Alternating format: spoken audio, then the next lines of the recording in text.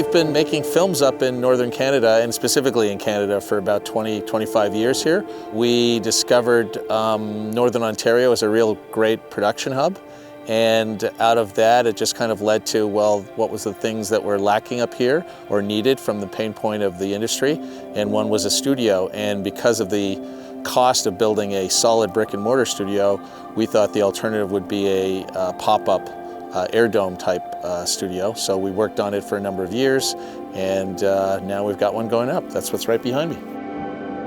It's the largest and first of its kind in the world. It's in Wahnapitae First Nation land up in northern Ontario, and it is the first and largest 20,000 square foot clear span pop-up studio in the world, and we're very proud of that.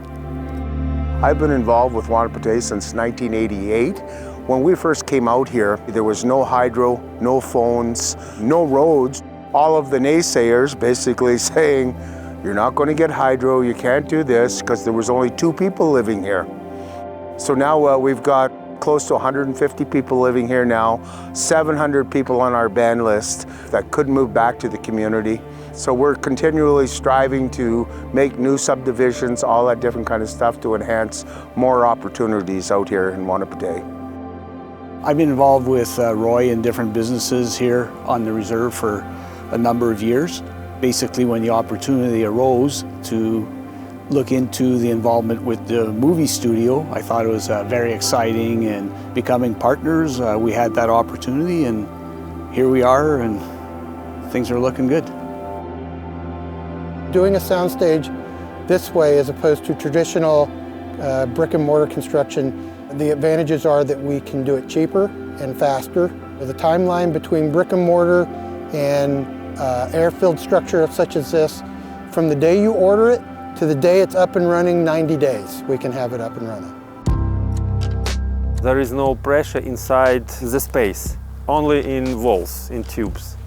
So this is advantageous. Windows, doors and gates can be opened all the time. It's no problem for such a building because no pressure is inside. Buildings consist of inflatable frame. This frame is actually pipes, tubes, 4.5 meters in diameter. While inflating, fans are working about 5 hours. But later, if pressure is slowed down, fans are automatically turned on and pressure goes to the right value. About 3, maybe 5 times per day, pumps are turned on for 5 minutes. Permitting and all that different kind of stuff, we're not as handcuffed with some of the rules and regulations that the city has to follow. We make sure through our building association codes that we follow to make sure it's good to go. We started actually digging for the foundation really at the beginning of September. We had to remove 7 feet of earth down below, then refill the hole back up, packing it all down. At the end of October, we had the foundation all poured. We were just waiting for the building to arrive. So we're really 4 months into this. Outside of Wahnapitae, probably it would take you 3 years, first of all, to apply for the permits, all the red tape, all that kind of stuff. Just that part, we'd have been sitting here talking and talking and talking about it forever. These buildings are easy to deliver. They need not so much space while delivering with thick can. Or last such a building was delivered in USA with airplane.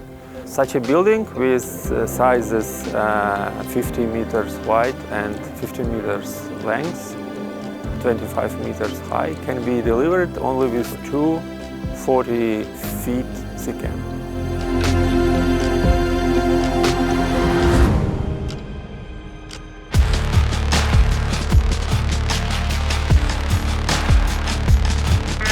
So we're going to deploy what we refer to in the industry as a volume.